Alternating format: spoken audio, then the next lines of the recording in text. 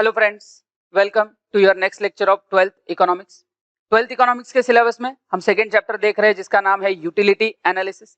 Utility analysis के syllabus में अब तक हम अराउंड 70-80% हमारा सिलेबस कंप्लीट कर चुके हैं। आज का एक सेशन और आगे शायद एक या दो सेशंस और होंगे और फिर ये आपका सिलेबस खत्म हो जाएगा, या रादर इस चैप्टर का सिलेबस आपका खत्म हो जाएगा। आज हम लॉ ऑफ डीएमयू के एक्सेप्शंस देखने वाले हैं। एक्सेप्शंस के साथ हम क्रिटिसिज्म्स भी डिस्कस करेंगे।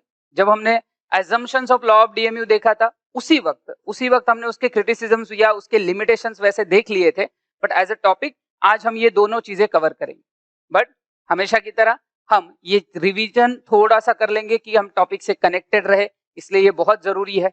हम डेली लेक्चर्स में ये रिवीजन लेते हैं और याद रखना ये बहुत बहुत इंपॉर्टेंट पार्ट है, बिकॉज कंसेप्ट का एक्सप्लेनेशन होना एक चीज है, समझना दूसरी चीज है।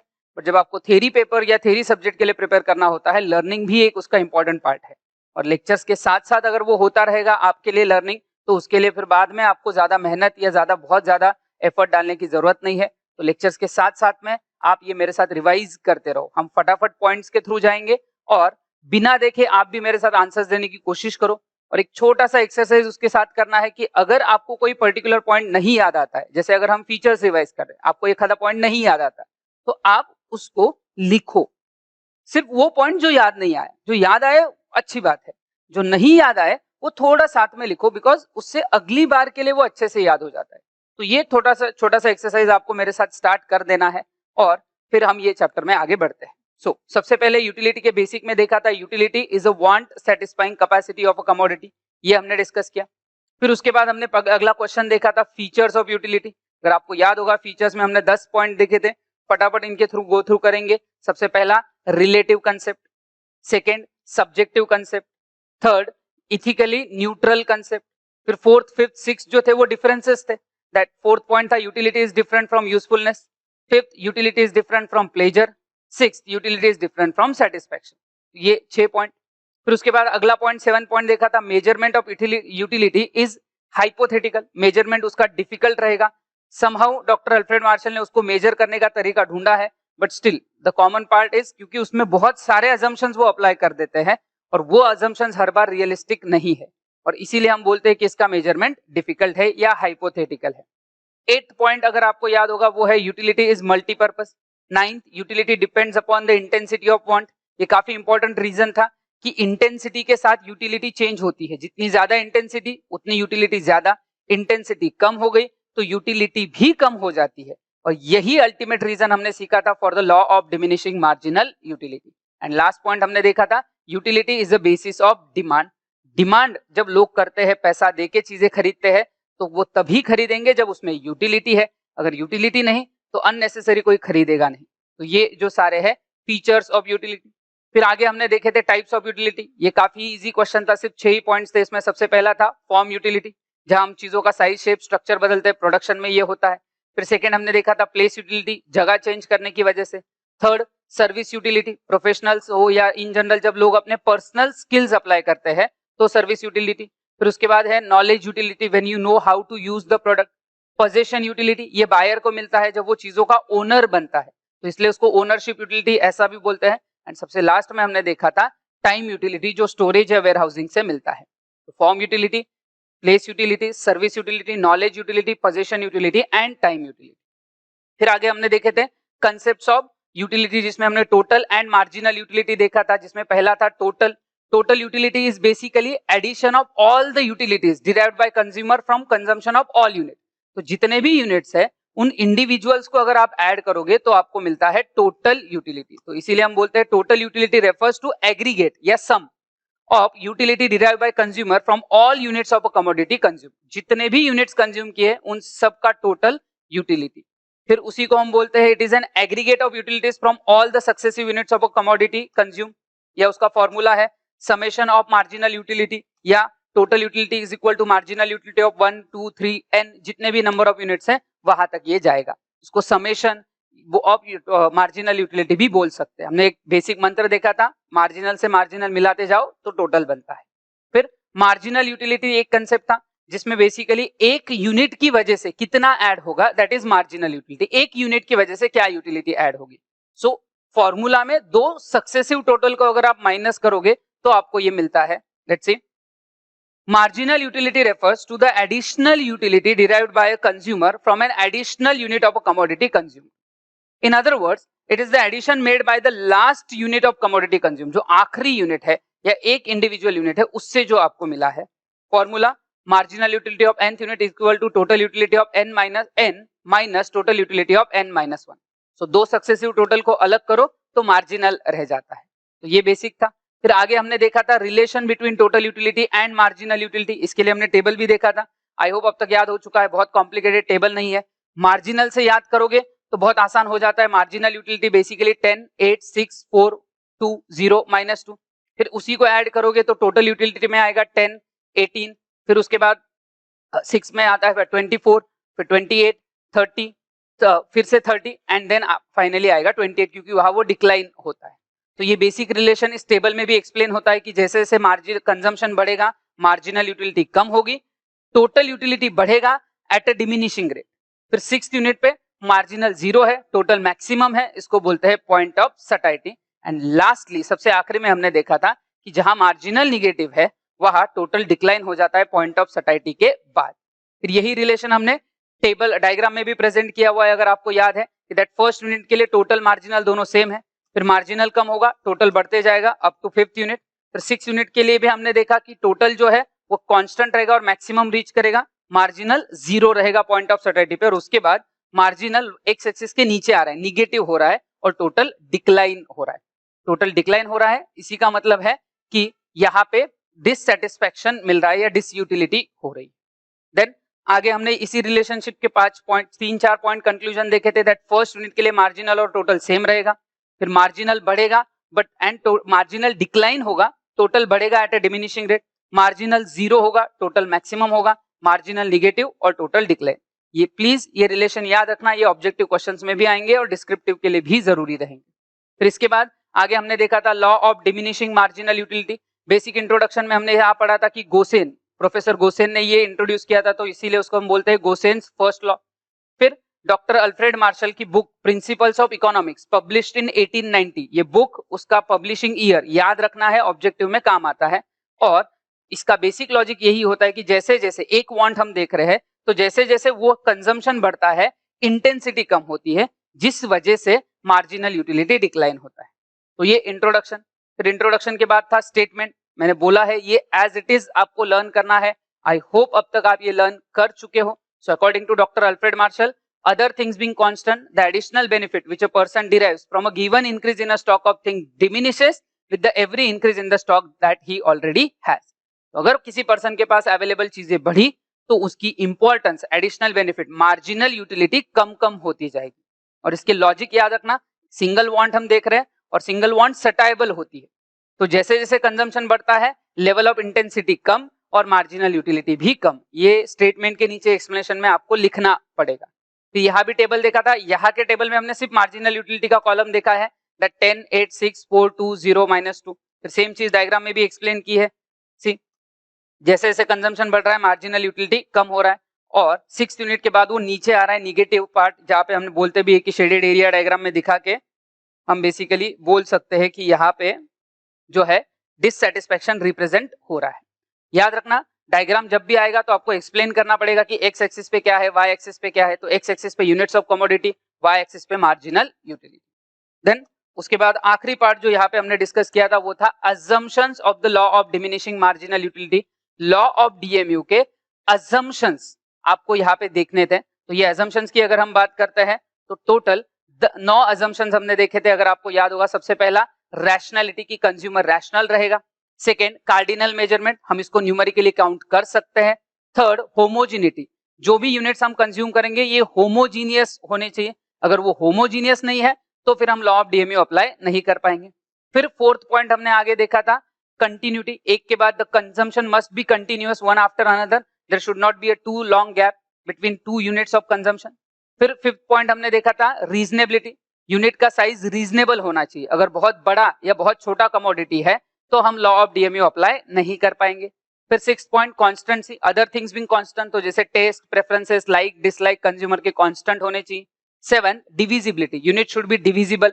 यही एक लॉजिक देखा था, अगर आपको पिछले 2 सेशंस याद होंगे, 2 सेशन पहले मैंने आपको एक लॉ ऑफ डीएमयू का शेड्यूल बना के दिया था जिसमें हमने मार्जिनल यूटिलिटी 0 ऐसी दिखाई नहीं थी। बट इसका मतलब ये नहीं कि शेड्यूल में नहीं था तो मार्जिनल यूटिलिटी 0 होगी नहीं, ये यूनिट्स डिविजिबल है। तो कहीं तो एक ऐसा पॉइंट आता है जहां मार्जिनल यूटिलिटी 0 होती है। फिर उसके बाद अगला देखा था सिंगल बॉन्ड, कि हम एक ही बॉन्ड के लिए हम ये अप्लाई कर पा रहे हैं। एंड लास्ट पॉइंट हमने देखा था constant marginal utility of money.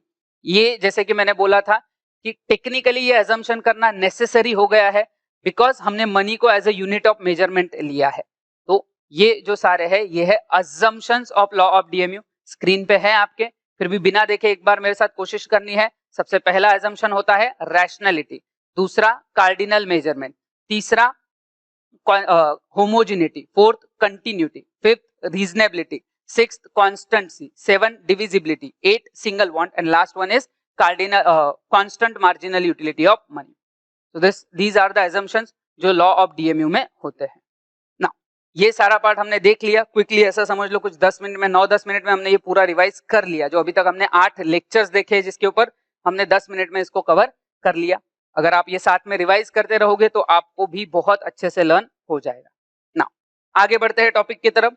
अगला टॉपिक जो है वो है exceptions to the law of DMU.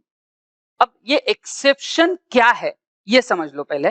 जैसे हमने अजम्पशंस के बारे में बात की वैसे एक्सेप्शंस भी यहां से आगे के सिलेबस में भी, जैसे आगे जाके आपको law of demand, law of supply आएगा, वहां पे भी अजम्पशंस रहेंगे। माइक्रो इकोनॉमिक लॉज में ये अजम्पशंस होते ही है। क्यों होते हैं वो हम फर्स्ट चैप्टर के एक्सप्लेनेशन में, पार्शियल और जनरल इक्विलिब्रियम जब आएगा तब मैं आपको सिखाऊंगा कि माइक्रो में बिना एजम्पशंस के काम क्यों नहीं हो सकता। तो वो फर्स्ट चैप्टर में हम जरूर देखेंगे, वहां हम पार्शियल इक्विलिब्रियम के ऊपर एक सेशन लेंगे जिसमें ये कवर हो जाएगा। बट तब तक याद रखना है हर लॉ में एजम्पशन एक्सेप्शंस आएंगे। इसके बाद थर्ड चैप्टर में आपको लॉ ऑफ डिमांड आएगा, वहां भी एजम्पशंस होंगे, एक्सेप्शंस होंगे। फिर फोर्थ में चैप्टर में लॉ ऑफ सप्लाई आएगा, वहां भी एजम्पशंस और एक्सेप्शंस होंगे। तो एक्सेप्शन क्या है वो समझ लो पहले। नाउ जब हम बात करते हैं किसी भी लॉ या किसी भी पर्टिकुलर प्रिंसिपल की, जहां वो प्रिंसिपल फॉलो नहीं हो रहा है उसको हम बोलते हैं एक्सेप्शन। फॉर एग्जांपल ना, जब हम बात करते हैं डीएमयू की, लॉ ऑफ डीएमयू की बात करते हैं, तो लॉ ऑफ डीएमयू में सिंपल सी चीज बोली है कि जब इंक्रीज होगा,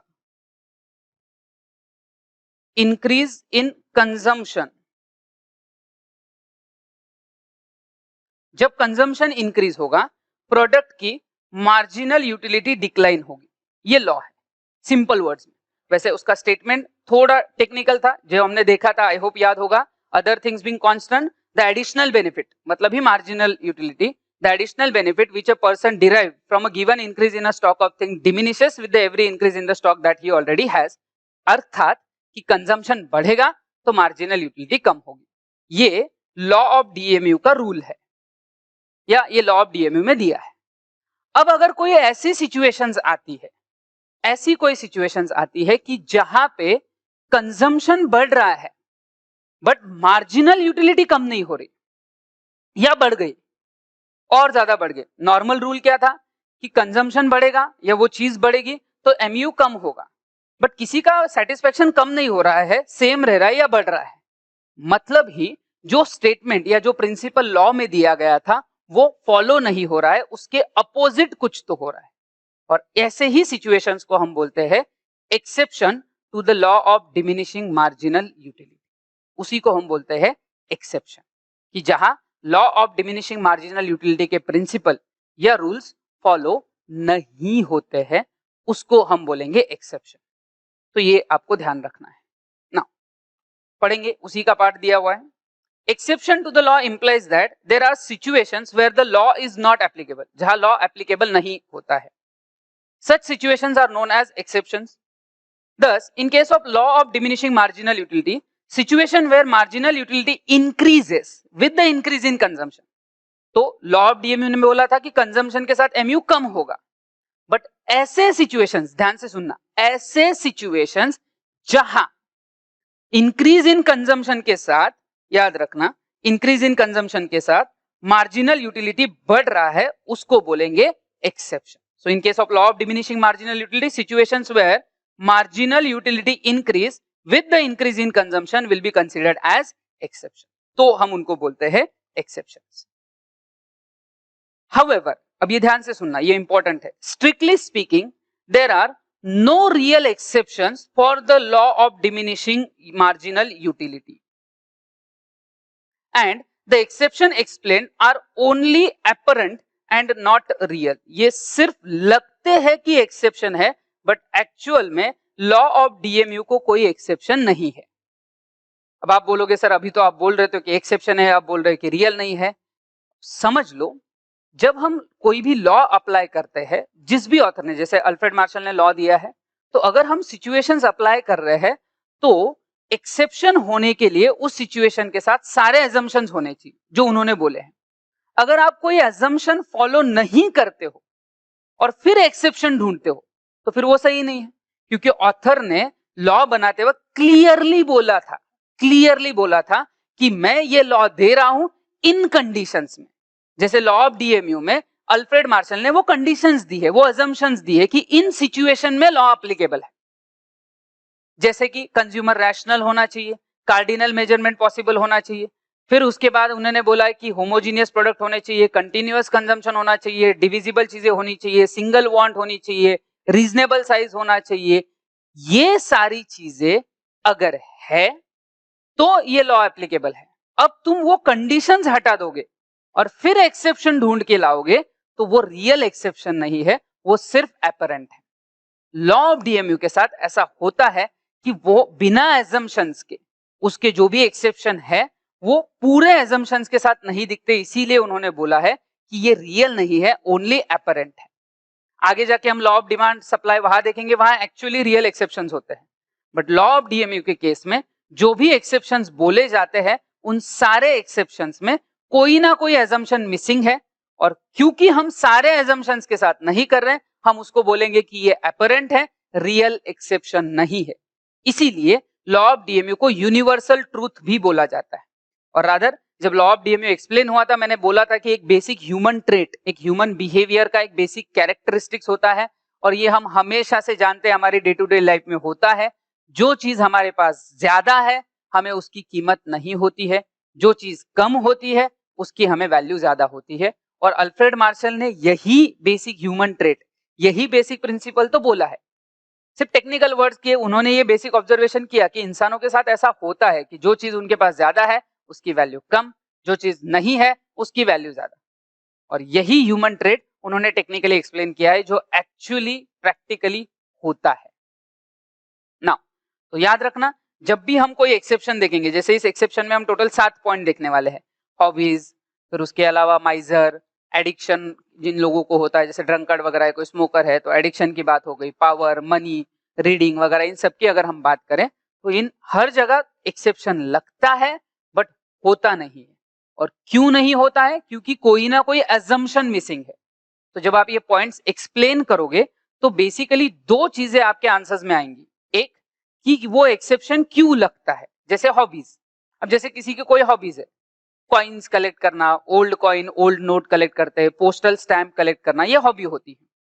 अब कोई कॉइन कलेक्ट करता है तो उसको जितने पुराने कॉइन मिलते जाएंगे, ध्यान से सुन लेना, ये जितने पुराने कॉइन मिलते जाएंगे उतना उसका सेटिस्फेक्शन ज्यादा, उसकी हॉबी है, उसको मजा आता है पुराने कॉइन्स कलेक्ट करने में। अब जितने ओल्ड कॉइन्स वो कलेक्ट करेगा उतना ज्यादा सेटिस्फेक्शन उसको मिलेगा। तो अपेरेंटली दिखने में क्या लग रहा है कि जितने ज्यादा कॉइन्स उतना ज्यादा सेटिस्फेक्शन। ध्यान से सुनना, जितने ज्यादा ओल्ड कॉइन्स उतना ज्यादा सेटिस्फेक्शन उसको लग रहा है। बट प्रॉब्लम, अब ये अपेरेंटली लग रहा है, अब आप बोलोगे यहां मिसिंग क्या है, तो मिसिंग ये है होमोजिनिटी।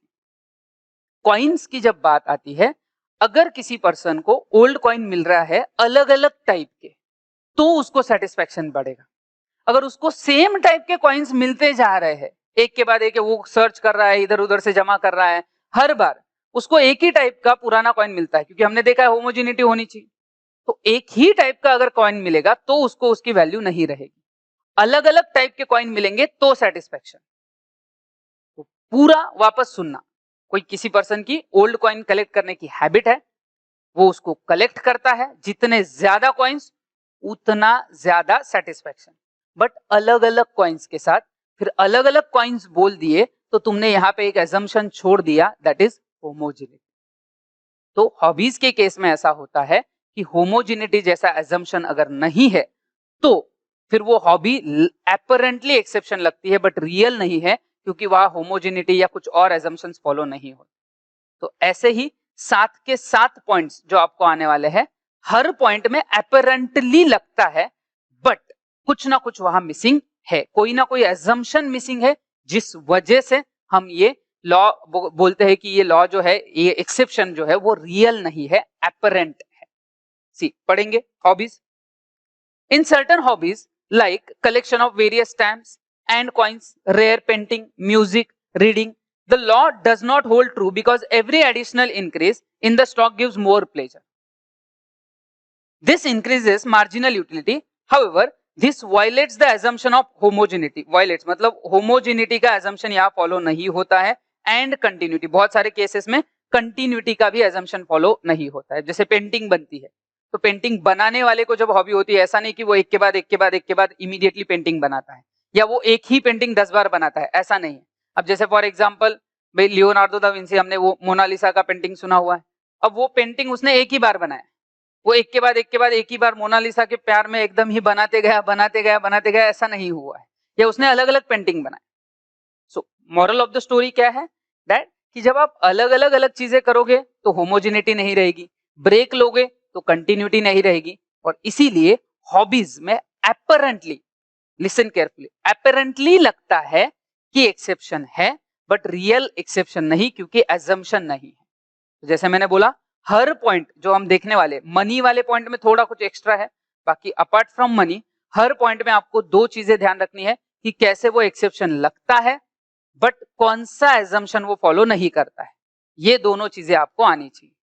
नेक्स्ट, हॉबीज के बाद अगली पार्ट दिया हुआ है माइजर। माइजर इज बेसिकली कंजूस।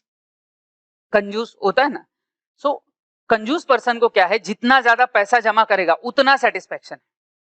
बट प्रॉब्लम ये है कि अगर वो पैसा जमा कर रहा है और बहुत ही कंजूसी करता है तो उस कंजूसी में वो बिहेवियर रैशनल नहीं है, बिकॉज सिंपल सी बात है, आदमी पैसा इसलिए कमाता है ताकि वो चीजों को खरीद सके। Money gives you a purchasing power. I hope आपने 11th इकोनॉमिक्स में ये पढ़ा होगा कि मनी आपको कुछ नहीं देता, मनी इज बेसिकली आपको परचेसिंग पावर देता है। तो अगर आपके पास परचेसिंग पावर है और आप उसका यूज नहीं करोगे तो that is not a rational behaviour, एक चीज।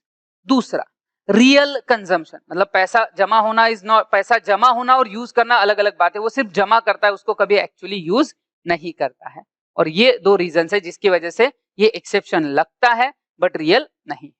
सी, in the case of miser, कंजूस, every additional rupee gives him more and more satisfaction.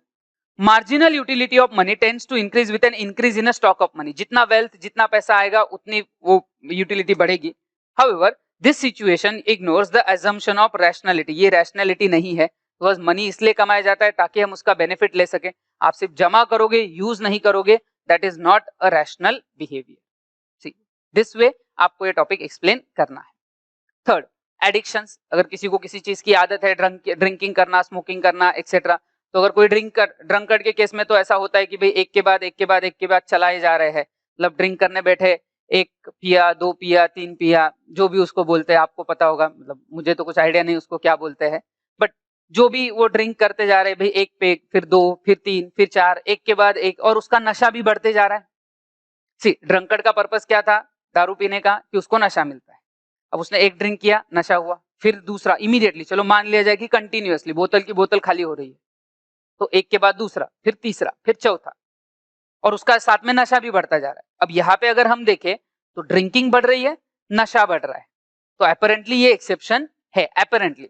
Problem ये है कि वो जब नशे में है तो उसका बिहेवियर रैशनल नहीं है।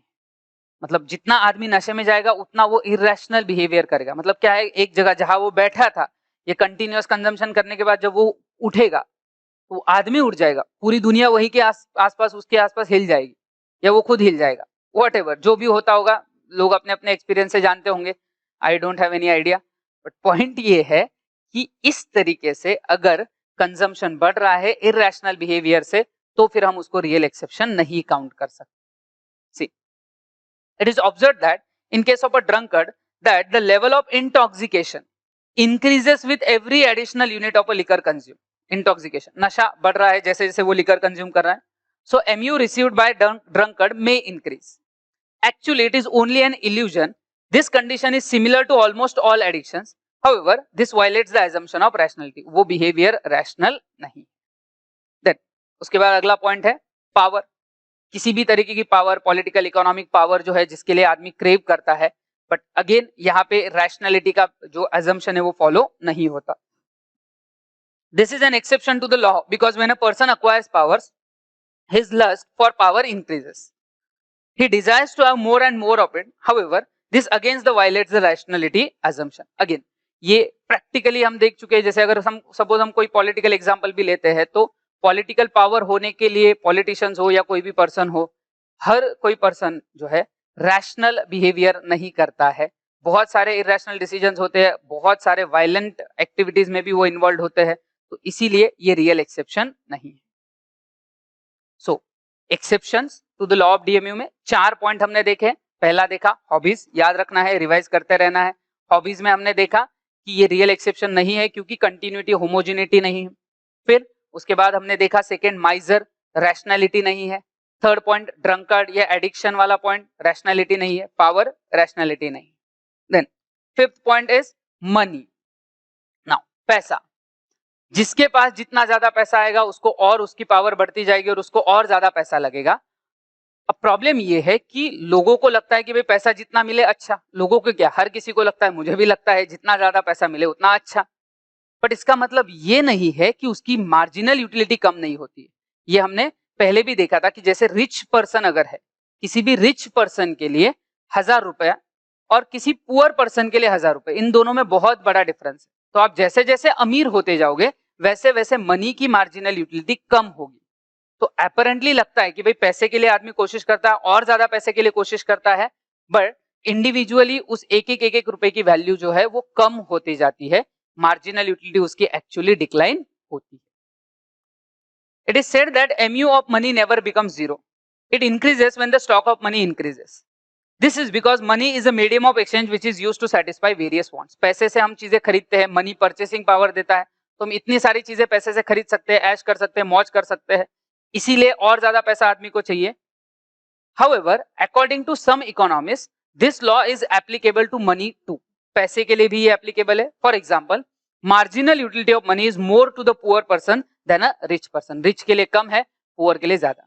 इवन अगर हम रिच और पुअर की भी बात छोड़ दे, रिच पुअर की बात छोड़ दो, सो मान लिया जाए कि से फॉर एग्जाम्पल आप एग्जाम दे रहे हो, आपका 12th का एग्जाम वगैरह हो गया. अभी तो फिलहाल ये सब एग्जाम पोस्टपोन चल रहे हैं, सब कोविड सिचुएशन में कुछ एग्जाम हो रहे हैं, कुछ नहीं हो रहे.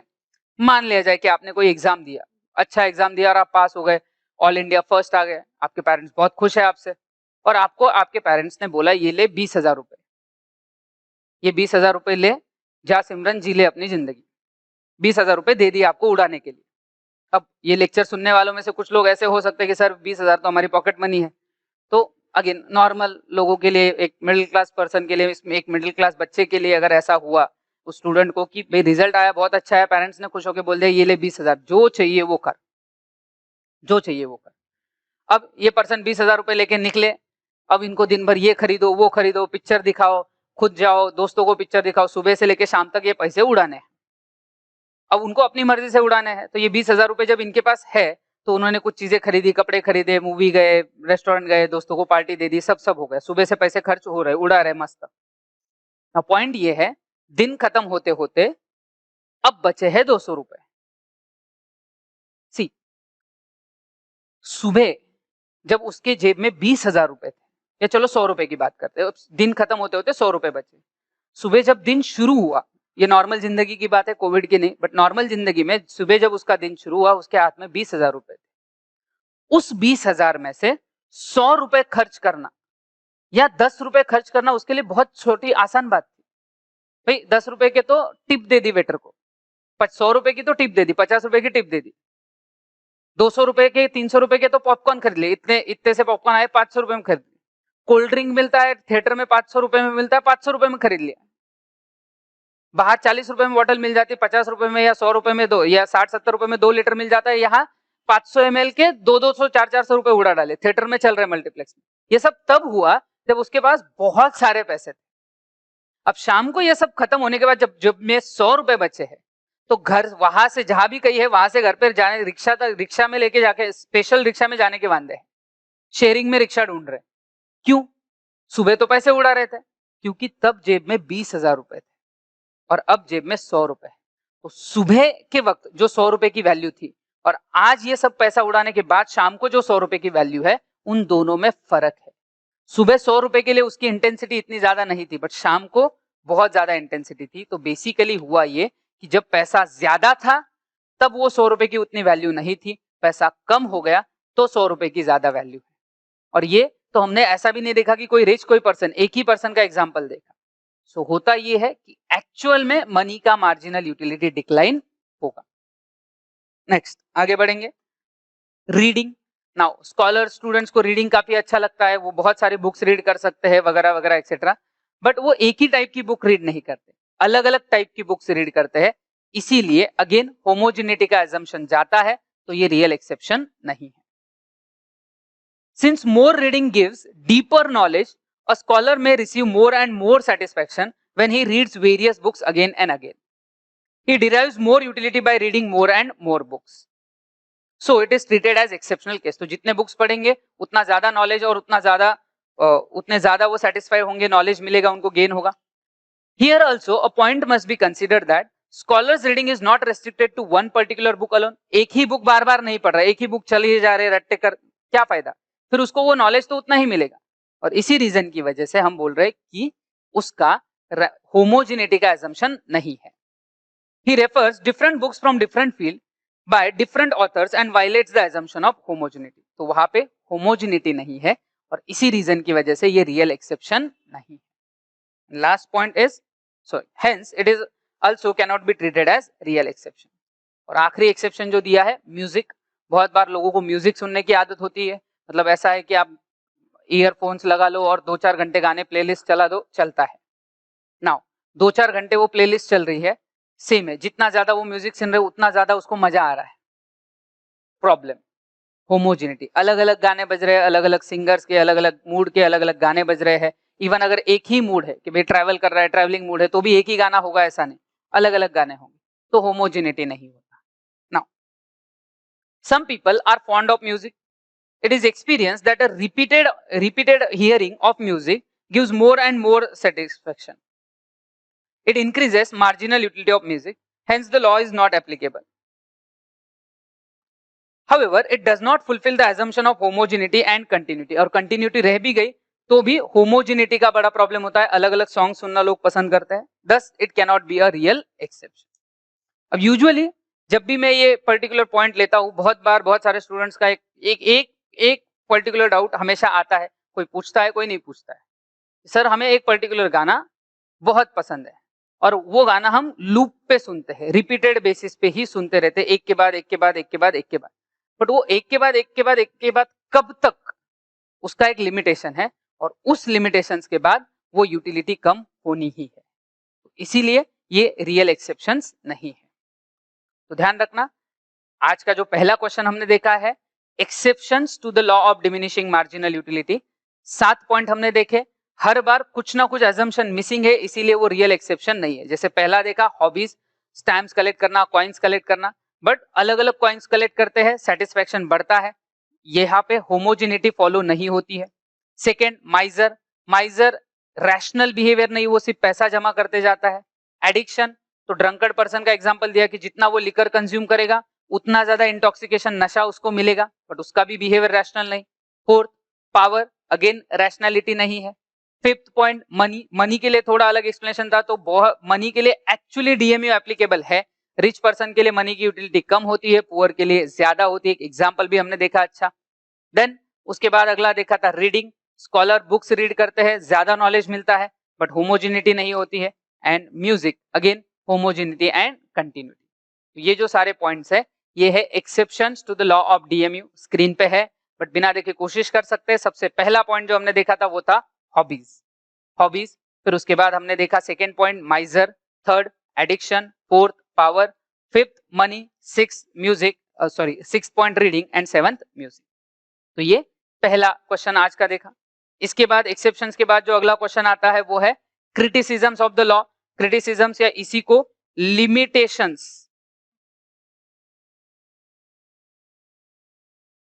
Of the law, law of DMU के लिमिटेशंस भी इसको बोला जा सकता है, तो ये ध्यान रखना।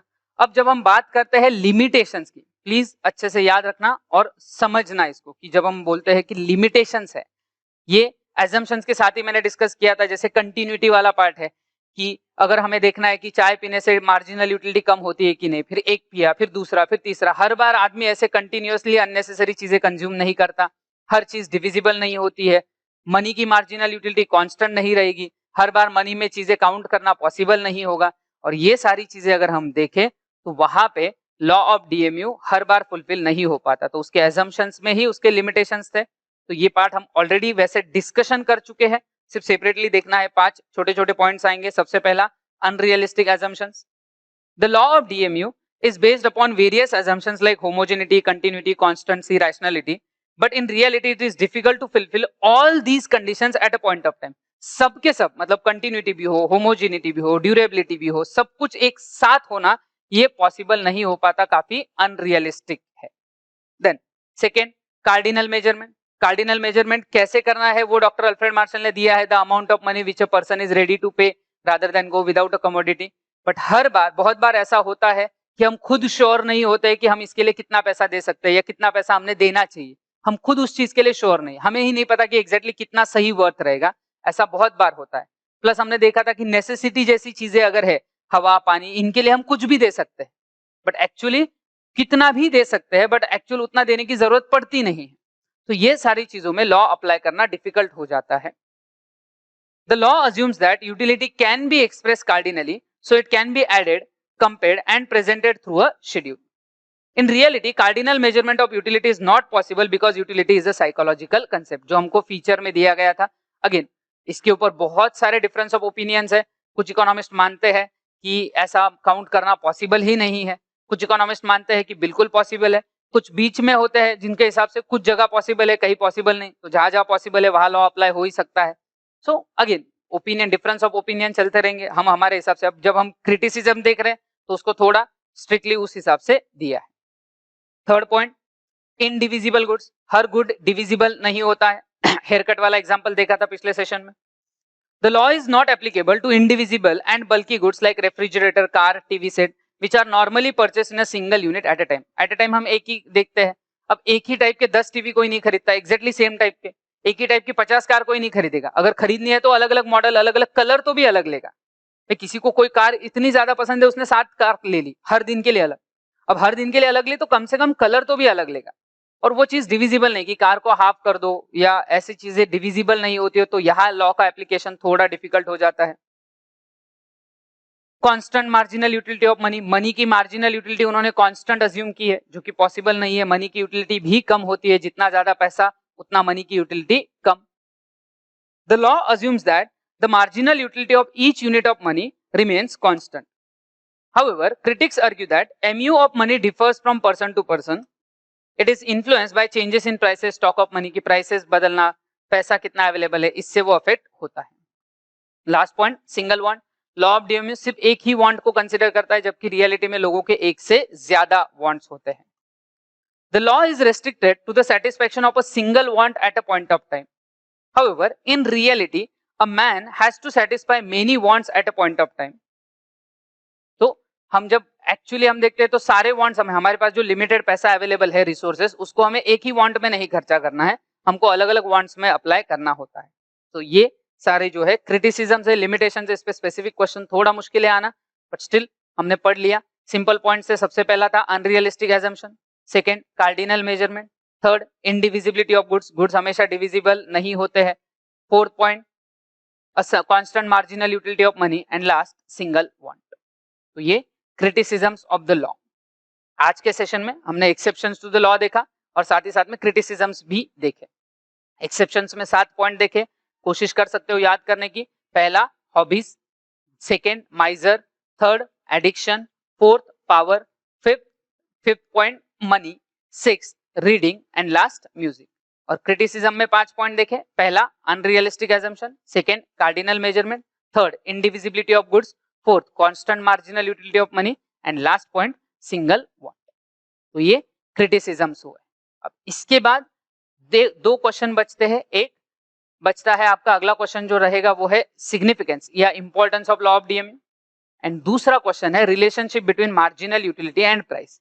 अब अगर आपको कंज्यूमर सरप्लस की थ्योरी याद है तो वहां हमने मार्जिनल यूटिलिटी और प्राइस का कनेक्शन एक्चुअली देखा हुआ है कि मार्जिनल यूटिलिटी प्राइस से ज्यादा है तो लोग खरीदेंगे, कंटिन्यू करेंगे, एमयू प्राइस के इक्वल है तो भी खरीदेंगे, वहां इक्विलिब्रियम आएगा, और मार्जिनल यूटिलिटी अगर लेस देन प्राइस है तो वहां कंज्यूमर बाय नहीं करेगा। यही रिलेशन थोड़ा अलग तरीके से उन्होंने एक्सप्लेन करने की कोशिश की है, वहां पे उन्होंने एक छोटी सी एडजस्टमेंट भी की थी जो मेरे हिसाब से अननेसेसरी है, बट टेक्स्ट बुक में ये टॉपिक दिया है, इस पे क्वेश्चन भी आ सकता है। तो जैसा टेक्स्ट बुक में दिया है उस हिसाब से हमें उसका प्रेजेंटेशन देखना है। तो कल के सेशंस में सिग्निफिकेंस कंप्लीट होंगे और वो relation between marginal utility and price वाला पार्ट भी कंप्लीट होगा, और उसके साथ फिर ये चैप्टर भी फिनिश होगा। सो अभी के लिए इस डिस्कशन के लिए इतना ही, बाकी का